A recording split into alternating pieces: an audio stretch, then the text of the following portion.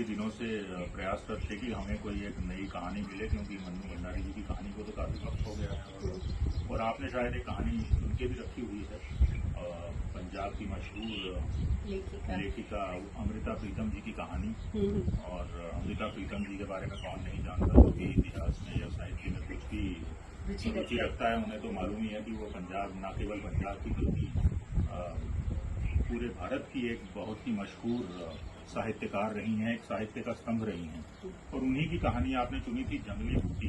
जरा उस कहानी के बारे में बताएंगे। और आज देखिए संयोग में कैसा है कि पंजाब की कहानी लेखिका हैं और आज हम एक पंजाब के ही रिजॉर्ट में बैठे हैं, गज रिजॉर्ट में। आप कुछ बताइए जरा जंगली बूटी के बारे में। जंगली बूटी के बारे में जो उन्होंने अपने ही शब्दों में कहा है वो ये है कि इस कहानी में उस ऐसी सीधी सच्ची सरल नारी की कहानी है जो ये सोचती है कि वैसे तो किसी को प्यार करने का अधिकार ही नहीं है, और अगर उसको किसी से प्यार हो गया इसका मतलब उस जने ने उसको कोई जंगली बूटी खिला दी है, या पान में या मिठाई में। और उसकी इस सिंप्लिसिटी, उसकी इस नासमझी के सामने सब ऐसे चुप हो जाते हैं कि इन बातों के बारे में हम क्या करें। ऐसी ही साधारण नारी के बारे में ही अमृता प्रीतम जी ने बहुत सी अनेकों कहानियां लिखी और ऐसे ही जो है धारणाओं को उजागर किया है।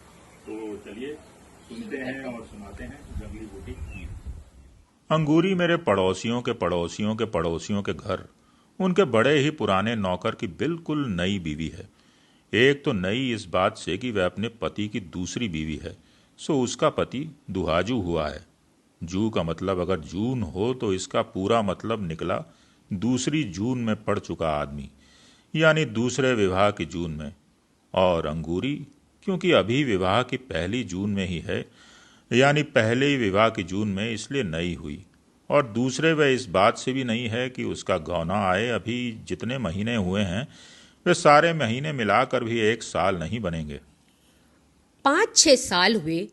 प्रभाती जब अपने मालिकों से छुट्टी लेकर अपनी पहली बीबी की क्रिया करने के लिए अपने गांव गया था, तो कहते हैं कि क्रिया वाले दिन इस अंगूरी के बाप ने उसका अंगोछा निचोड़ दिया था। किसी भी मर्द का यह अंगोछा भले ही अपनी पत्नी की मौत पर आंसुओं से नहीं भीगा होता, चौथे दिन या क्रिया के दिन नहाकर बदन पोंछने के बाद वह अंगोछा पानी में ही भीगा होता है। पर इस साधारण सी गांव की रस्म में किसी और लड़की का बाप उठकर जब यह अंगोछा निचोड़ देता है तो जैसे वह कह रहा होता है, उस मरने वाली की जगह मैं तुम्हें अपनी बेटी देता हूँ और अब तुम्हें रोने की ज़रूरत नहीं, मैंने तुम्हारे आंसुओं से भीगा हुआ अंगोछा भी सुखा दिया है। इस तरह प्रभाती का इस अंगूरी के साथ दूसरा विवाह हो गया था। पर एक तो अंगूरी अभी आयु की बहुत छोटी थी और दूसरे अंगूरी की माँ गठिया के रोग से जुड़ी हुई थी, इसलिए गौने की बात 5 सालों पर जा पड़ी थी। फिर एक एक कर 5 साल भी निकल गए थे। और इस साल जब प्रभाती अपने मालिकों से छुट्टी लेकर अपने गांव गौना लेने गया था तो अपने मालिकों को पहले ही कह दिया था कि या तो वह अपनी बहू को भी साथ लाएगा और शहर में अपने साथ रखेगा, और या फिर वह भी गांव से नहीं लौटेगा। मालिक पहले तो दलील करने लगे थे कि एक प्रभाती की जगह अपनी रसोई में से वे 2 जनों की रोटी नहीं देना चाहते थे। पर जब प्रभाती ने यह बात कही कि वे कोठरी के पीछे वाली कच्ची जगह को पोत कर अपना अलग चूल्हा बनाएगी, अपना पकाएगी, अपना खाएगी, तो इसके मालिक ये बात मान गए थे। सो अंगूरी शहर आ गई थी। चाहे अंगूरी ने शहर आकर कुछ दिन मोहल्लों के मर्दों से तो क्या, औरतों से भी घूंघट न उठाया था, पर फिर धीरे धीरे उसका घूंघट झीना हो गया था। वह पैरों में चांदी की झांझरें पहनकर छनक छनक करती मोहल्ले की रौनक बन गई थी। एक झांझर उसके पाँवों में पहनी होती, एक उसकी हंसी में।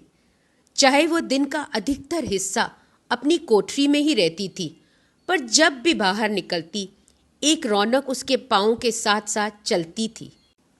ये क्या पहना है अंगूरी? यह तो मेरे पैरों की छैल चूड़ी है।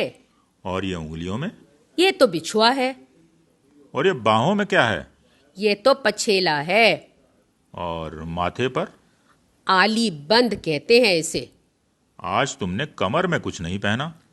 तगड़ी बहुत भारी लगती है, कल को पहनूंगी। आज तो मैंने तौक भी नहीं पहना, उसका टाँका टूट गया है। कल शहर में जाऊंगी, टाँका भी गड़ाऊंगी और नाक की कील भी लाऊंगी। मेरी नाक को नक्शा भी था इतना बड़ा, मेरी सास ने दिया नहीं। इस तरह अंगूरी अपने चांदी के गहने एक मड़क से पहनती थी, एक मड़क से दिखाती थी। पीछे जब मौसम फिरा था, अंगूरी का अपनी छोटी कोठरी में दम घुटने लगा था। वह बहुत बार मेरे घर के सामने आ बैठती थी। मेरे घर के आगे नीम के बड़े बड़े पेड़ हैं और इन पेड़ों के पास जरा ऊंची जगह पर एक पुराना कुआं है। चाहे मोहल्ले का कोई भी आदमी इस कुएं से पानी नहीं भरता, पर इसके पार एक सरकारी सड़क बन रही है और उस सड़क के मजदूर कई बार इस कुएं को चला लेते हैं, जिससे कुएं के गिर्द अक्सर पानी गिरा होता है और ये जगह बड़ी ठंडी रहती है। क्या पढ़ती हो बीबी जी? एक दिन अंगूरी जब आई, मैं नीम के पेड़ों के नीचे बैठकर एक किताब पढ़ रही थी। तुम पढ़ोगी? मेरे को पढ़ना नहीं आता। सीख लो। ना, क्यों? औरतों को पाप लगता है पढ़ने से। औरत को पाप लगता है, मर्द को नहीं लगता? ना, मर्द को नहीं लगता। अरे ये तुम्हें किसने कहा है? मैं जानती हूँ। फिर मैं तो पढ़ती हूँ, मुझे पाप लगेगा? शहर की औरत को पाप नहीं लगता, गांव की औरत को पाप लगता है। मैं भी हंस पड़ी और अंगूरी भी। अंगूरी ने जो कुछ सीखा सुना हुआ था उसमें उसे कोई शंका नहीं थी, इसलिए मैंने उससे कुछ न कहा। वह अगर हंसती खेलती अपनी जिंदगी के दायरे में सुखी रह सकती थी तो उसके लिए यही ठीक था। वैसे मैं अंगूरी के मुंह की ओर ध्यान लगाकर देखती रही। गहरे सांवले रंग में उसके बदन का मांस गुंथा हुआ था। कहते हैं औरत आटे की लोई होती है, पर कईयों के बदन का मांस उस ढीले आटे की तरह होता है जिसकी रोटी कभी भी गोल नहीं बनती, और कईयों के बदन का मांस बिल्कुल खमीरी के आटे जैसा, जिसे बेलने से फैलाया नहीं जा सकता। सिर्फ किसी किसी के बदन का मांस इतना सख्त गुदा होता है कि रोटी तो क्या चाहे पूरियां बेल लो। मैं अंगूरी के मुंह की ओर देखती रही, अंगूरी की छाती की ओर, अंगूरी की पिंडलियों की ओर। वह इतने सख्त मैदे की तरह गुथी हुई थी कि जिससे मठरियां तली जा सकती थीं। और मैंने इस अंगूरी का प्रभाती भी देखा हुआ था, ठिकने कद का, ढलके हुए मुंह का कसोरे जैसा। और फिर अंगूरी के रूप की ओर देखकर मुझे उसके खाविंद के बारे में एक अजीब तुलना सूझी कि प्रभाती असल में आटे की इस घनी गुथी लोई को पकाकर खाने का हकदार नहीं है, वह इस लोई को ढककर रखने वाला कठवत है। इस तुलना से मुझे खुद ही हंसी आ गई, पर मैं अंगूरी को इस तुलना का आभास नहीं देना चाहती थी, इसलिए उससे मैंने उसके गांव की छोटी छोटी बातें करने लगी। माँ बाप की, बहन भाइयों की और खेतों खलिहानों की बातें करते हुए मैंने उससे पूछा, अंगूरी तुम्हारे गांव में शादी कैसे होती है? लड़की छोटी सी होती है, 5-7 साल की। जब वह किसी के पांव पूज लेती है। कैसे पूछती है पाँव? लड़की का बाप जाता है, फूलों की एक थाली ले जाता है, साथ में रुपया, और लड़के के आगे रख देता है। ये तो एक तरह से बाप ने पाँव पूछ लिए, लड़की ने कैसे पूछे? लड़की की तरफ से ही तो पूजे। पर लड़की ने तो उसे देखा भी नहीं। लड़कियां नहीं देखती। लड़कियां अपने होने वाले खाविंद को नहीं देखती? ना। कोई भी लड़की नहीं देखती? ना। पहले तो अंगूरी ने ना कर दी और फिर कुछ सोच सोच कर कहने लगी, जो लड़कियां प्रेम करती हैं वे देखती हैं। तुम्हारे गांव में लड़कियां प्रेम भी करती हैं? कोई कोई। जो प्रेम करती है उनको पाप नहीं लगता? मुझे असल में अंगूरी की वह बात स्मरण हो आई थी कि औरत को पढ़ने से पाप लगता है, इसलिए मैंने सोचा कि उस हिसाब से प्रेम करने में भी पाप लगता होगा। पाप लगता है, बड़ा पाप लगता है, अंगूरी ने जल्दी से कहा। अगर पाप लगता है तो फिर वह प्रेम क्यों करती हैं? बात यह होती है कि कोई आदमी जब किसी छोकरी को कुछ खिला देता है तो वह उससे प्रेम करने लग जाती है। कोई क्या खिला देता है उसको? एक जंगली बूटी होती है, बस वही पान में डालकर या मिठाई में डालकर खिला देता है। छोकरी उसे प्रेम करने लग जाती है, फिर उसे वही अच्छा लगता है, दुनिया का और कुछ भी अच्छा नहीं लगता। सच? मैं जानती हूँ, मैंने अपने आंखों से देखा है। किसे देखा था? मेरी एक सखी थी, इतनी बड़ी थी मेरे से। फिर? फिर क्या, वह तो पागल हो गई थी उसके पीछे, शहर चली गई उसके साथ। ये तुम्हें कैसे मालूम कि तेरी सखी को उसने बूटी खिलाई थी? बर्फी में डालकर खिलाई थी, और नहीं तो क्या। वह ऐसे ही अपने माँ बाप को छोड़कर चली जाती। वह उसको बहुत चीजें लाकर देता था। शहर से धोती लाता था, चूड़ियों भी लाता था, शीशे की और मोतियों की माला भी। ये तो चीजें हुई ना, पर ये तुम्हें कैसे मालूम कि उसने जंगली बूटी खिलाई थी? नहीं खिलाई थी तो फिर उसको प्रेम क्यों करने लग गई? प्रेम तो यूं भी हो जाता है। नहीं, ऐसे नहीं होता। जिससे माँ बाप बुरा मान जाएं, भला उससे प्रेम कैसे हो सकता है? तूने वो जंगली बूटी देखी है? मैंने नहीं देखी। वे तो बड़ी दूर से लाते हैं, फिर छुपाकर मिठाई में डाल देते हैं या पान में डाल देते हैं। मेरी माँ ने तो पहले ही बता दिया था कि किसी के हाथ से मिठाई नहीं खाना। तूने बहुत अच्छा किया कि किसी के हाथ से मिठाई नहीं खाई, पर तेरी उस सखी ने कैसे खा ली? अपना किया पाएगी। किया पाएगी? कहने को तो अंगूरी ने कह दिया था, फिर शायद उसे सहेली पर स्नेह आ गया था या तरस आ गया था। दुखे हुए मन से कहने लगी। बावरी हो गई थी बेचारी। बालों में कंघी भी नहीं लगाती थी। रात को उठ उठ कर गाने लगती थी। क्या गाती थी? पता नहीं क्या गाती थी। जो कोई बूटी खा लेता है बहुत गाती है, रोती भी बहुत है। बात गाने से रोने पर आ पहुंची थी, इसलिए मैंने अंगूरी से और कुछ न पूछा। और अब बड़े थोड़े ही दिनों की बात है, एक दिन अंगूरी नीम के पेड़ के नीचे चुपचाप मेरे पास आ खड़ी हुई। पहले जब अंगूरी आया करती थी तो छन छन करती 20 गज दूर से ही उसके आने की आवाज़ सुनाई दे जाती थी, पर आज उसके पैरों की झांझरें पता नहीं कहाँ खोई हुई थीं। मैंने किताब से सिर उठाया और पूछा, क्या बात है अंगूरी? अंगूरी पहले कितनी ही देर मेरी ओर देखती रही, फिर धीरे से कहने लगी, बीबी जी, मुझे पढ़ना सिखा दो। क्या हुआ अंगूरी? मेरा नाम लिखना सिखा दो। किसी को खत लिखोगी? अंगूरी ने उत्तर न दिया, एकटक मेरे मुंह की ओर देखती रही। पाप नहीं लगेगा पढ़ने से? मैंने फिर पूछा। अंगूरी ने फिर भी जवाब न दिया और एकटक सामने आसमान की ओर देखने लगी। ये दोपहर की बात थी। मैं अंगूरी को नीम के पेड़ के नीचे बैठी छोड़कर अंदर आ गई थी।